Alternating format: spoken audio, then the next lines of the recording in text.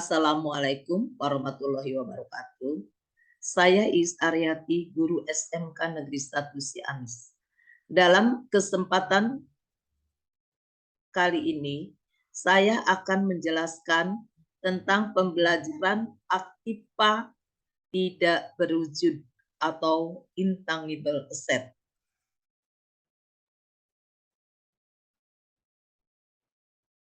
Pengertian aktiva tak berwujud atau intangible asset menunjukkan pada aset dari perusahaan yang tidak berbentuk fisik dan memiliki sifat aset jangka panjang. Artinya, aktiva tidak berwujud milik perusahaan ini tidak ditunjukkan untuk dijual suatu hari nanti. Seluruh aktiva tidak berwujud akan dikelola untuk menghasilkan keuntungan untuk operasional perusahaan.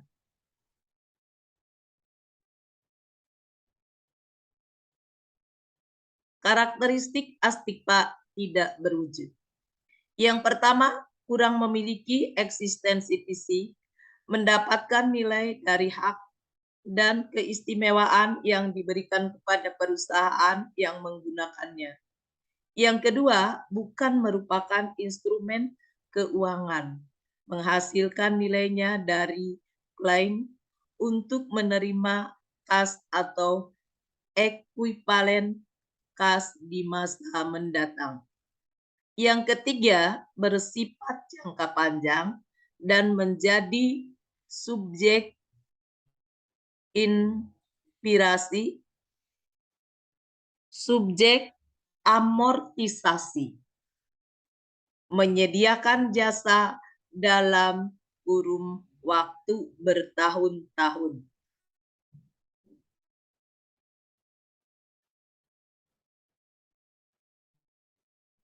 Karakteristik pendukung aktiva tidak berwujud. Yang pertama, bahwa aktiva diperoleh melalui pengembangan atau dibeli secara terpisah atau menjadi satu dengan aset yang lain. Yang kedua, secara tidak langsung digunakan dalam operasional perusahaan. Yang ketiga, dipengaruhi oleh kegiatan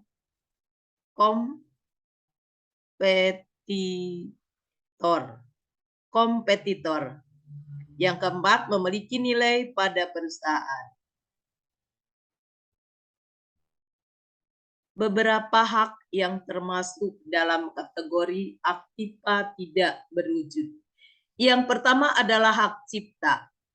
Hak cipta diberikan pada penulis atau pencipta untuk menjual, mengawasi, atau menerbitkan hasil karyanya. Yang kedua adalah hak paten, yaitu hak yang diberikan kepada pihak yang melakukan penelitian dan menemukan hal baru untuk memproduksi, menjual, atau mengawasi dalam kurun waktu tertentu. Yang ketiga, hak merek dagang. Hak cipta dan hak untuk menggunakan simbol dari suatu produk, harga perolehan, hak merek dagang ini mencakup biaya perencanaan, desain, pembuatan logo atau lambang, termasuk perizinan merek dagang sampai sertifikasi merek dagang diterbitkan. Yang keempat, menggunakan hak franchise, yaitu hak menggunakan fasilitas tertentu dari suatu pihak kepada pihak yang lain sebagai franchise. Pihak franchise hanya diperkenankan menggunakan hak franchise-nya sesuai dengan kesepakatan, tidak berhak menjual hak franchise kepada orang lain.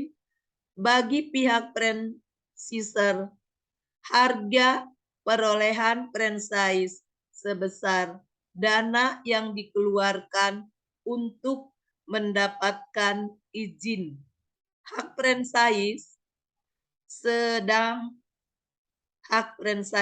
sedangkan franchise harga perolehan sebagai harga yang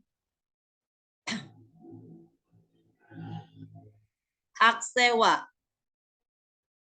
Yang kelima adalah hak sewa, yaitu hak menggunakan aset tertentu yang ditetapkan dalam perjanjian sewa-menyewa, pencatatan akuntansi terhadap pengeluaran berkenaan dengan mendapatkan hak sewa ditentukan dari cara pembayaran sewa yang dilakukan atau perolehan hak sewa mencakup pembayaran sewa kepada pihak pemilik aset dan pengeluaran lain untuk persiapan aset agar siap digunakan. Yang keenam adalah hak eksklusif, yaitu hak khusus yang diberikan negara kepada suatu lembaga atau instansi untuk mengelola fasilitas atau sumber daya alam milik negara.